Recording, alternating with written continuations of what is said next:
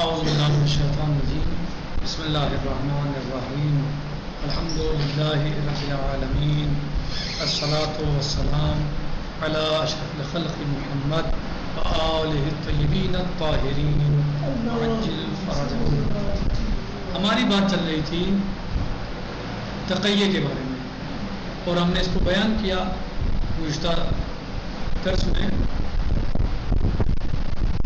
امام صادق علیہ السلام فرماتے ہیں التقیۃ دینی و دین آبائی، تقیہ میرا بھی دین ہے اور میرے آباء و اجداد کا بھی دین ہے۔ آگے فرماتے ہیں امام علیہ السلام ومن لا تقیۃ لہ لا دین لہ، جو تقیہ اختیار نہیں کرتا وہ دین بھی اختیار نہیں کر سکتا، یعنی جو تقیہ کو نہیں مان رہا ہے وہ دین کو بھی نہیں مان رہا ہے، جو تقیہ کا قائل نہیں وہ دین کا بھی قائل نہیں ہے۔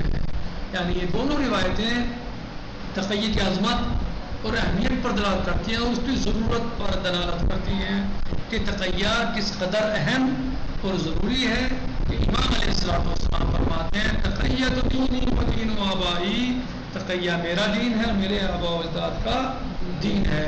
یعنی یہ خود جملہ آپ علیہ السلام کا بتا رہا ہے کہ تقیہ کی کتنی اہمیت اور عظمت ہے۔ لیکن آپ علیہ السلام یہ پر اکتفا نہیں فرماتے بلکہ فرماتے ہیں ومن لا تقیۃ لہ لا دین لہ، جو اس کے پاس تقیہ نہیں ہے اس کے پاس دین بھی نہیں ہے، جو تقیہ کا قائل نہیں ہے وہ دین کا بھی قائل نہیں ہے۔ وہ لوگ اپنے آپ کو دیندار سمجھتا رہے، حقیقت میں دین اس کے پاس ہے نہیں، وہ دھوکے میں ہے کہ اس کے پاس دین ہے۔ آخر کیوں یعنی امام علیہ السلام کیوں اتنا زور دے رہے ہیں، اس پر اتنا زور کیوں دیا؟ کیونکہ ایک تو چیز سب سے ایک چیز ہے کہ انسان کی جان مال عزت اس سب کا اسلام نے بہت احترام کیا ہے، انسان کی جان و مال اور عزت کا بہت زیادہ احترام کیا ہے۔ اسلام میں بہت احترام ہے انسان کی جان اور انسان کے مال اور انسان کی عزت کا، لہذا اور اس دین یعنی اس مذہب میں خاص کر جو مذہب جعفری ہے، اسی امام علیہ السلام کا مذہب ہے، جس امام علیہ السلام کا یہ فرمان مبارک ہے جو آپ پڑھ رہے ہیں، اور ہمارے مذہب کو بھی مذہب جعفری کہا جاتا ہے۔ لہذا اس مذہب کے ساتھ بڑی مشکلات پیش آئیں، داخل سے مراد نہیں مسلمانوں کی طرف سے بھی اور غیر مسلموں کا مسئلہ نہیں چلی، خود مسلمانوں کی طرف سے اس مسئلے میں اس مذہب کے ساتھ بڑی مشاکل پیش آئی، اور خود لوگوں نے جو اپنے آپ کو اسلام کے ماننے والے اور اپنے آپ کو مسلمان ہونے کا دعویٰ کرتے تھے، ان لوگوں نے اس مذہب کے ماننے والوں کو بڑا پریشان کیا ہے، بڑا ستایا ہے، بڑا ظلم کیا ہے، اور یعنی قتل غارت بے حد یعنی برے حالات سے مذہب جعفری کے ماننے والے دو چار ہوئے ہیں۔ یعنی مذہب جعفری والوں کو ایک عرصہ دراز تک بڑا عرصہ گزرا اور وہ نہیں کہہ سکتے تھے کہ ہم شیعان علی ہیں، ہم شیعان اہل بیت ہیں، وہ نہیں کہہ سکتے تھے، وہ نہیں اپنے طریقے سے احکام کو انجام دے سکتے تھے، کیونکہ حکومت کے جاسوس اس وقت کی حکومت کے جاسوس لگے ہوئے تھے اور وہ نگاہ رکھتے تھے، غور کرتے تھے کہ کون امام صادق کا چاہنے والا ہے، یا امام کاظم کا ماننے والا ہے، یا امام تقی و جواد کا پیروکار ہے، یا مولا متقین علیہ السلام کا شیعہ ہے۔ لہٰذا اس وجہ سے اگر کوئی یہ لوگ اگر یہ دیکھ لیتے تھے کہ یہ اہل بیت کا پیروکار ہے، مذہب اہل بیت پہ عمل کرتا ہے، اس کا مذہب امام کیا ہے جعفری ہے، تو اس کو قید خانے میں ڈال دیتے تھے، یا اس کو نظر بند کر دیتے تھے، یا اس کو قتل کر دیتے تھے جیسا موقع ہوتا تھا۔ یعنی کل ملا کر یہ کہ اس کے لیے مشکلات کھڑی کر دیتے تھے، اسے مشکلات سے دوچار کرتے تھے۔ لہٰذا ائمہ اہل بیت علیہ السلام نے اسی لیے اس چیز پر زور دیا کہ اگر ہمارے چاہنے والوں کے سامنے کوئی مشکل آئے، کوئی پریشانی آئے اور مذہب کا اظہار ان کے قتل کا سبب بنے، تو انہیں چاہیے کہ اپنے مذہب کا اظہار نہ کریں، دل میں اپنا عقیدہ رکھیں، دل میں اعتقاد رکھیں، دل سے ہمارے اس مذہب کو مانیں، دل میں اس کی قدر و قیمت رکھیں، اس مذہب کو مانیں، لیکن ظاہراً وہ اس مذہب ایسا یعنی اس سے ظاہراً دوری بنا سکتے ہیں، ظاہراً ایسا لگے کہ جیسے کہ اس مذہب کو ماننے والے نہیں ہیں۔ اگر جان کا مسئلہ بن جاتا ہے، اگر مشاکل سامنے اس طرح کی آتی ہیں کہ جان خطرے میں پڑ جائے، تو اب ہمارے چاہنے والوں کو تقیہ کر لینا چاہیے۔ یعنی اگر حالات یہ ہیں کہ دوسرا مذہب حاوی ہے، دوسرا مذہب کے لوگ زیادہ ہیں اور ڈرتے ہیں وہ آپ کے قتل، یعنی آپ کی نگاہ میں ہے، وہ آپ کو اگر وہ دیکھیں گے کہ آپ مذہب امام صادق پر ہیں تو وہ آپ کو قتل کر دیں گے، تو پھر آپ کے لیے تقیہ واجب و ضروری ہے۔ لہٰذا امام علیہ السلام نے اپنے چاہنے والوں کی جان اور عزت کی حفاظت کے لیے یہ فرمان مبارک جاری فرمایا، اور اس سے پہلے بھی یہ چیز ہے، ایسا نہیں کہ یعنی تقیہ کوئی یعنی بعد کی چیز ہے، تقیہ بہت پرانی چیز ہے۔ قرآن کریم میں اس میں جو ہے وہ موجود ہے کہ مومن آل فرعون کون تھے؟ وہ باقاعدہ اپنے ایمان کو چھپاتے تھے، در حقیقت وہ مومن تھے، صحیح، جس کو قرآن کریم نے ذکر کیا۔ یعنی تقیہ ہے کیا؟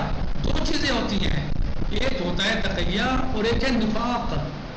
تقیہ اور نفاق میں بنیادی فرق یہ ہے کہ تقیہ میں ایمان چھپایا جاتا ہے جی، اور کفر کا یا شرک کا یا اپنے ایمان سے ہٹ کے دوسرے مذاہب کا اظہار کیا جاتا ہے۔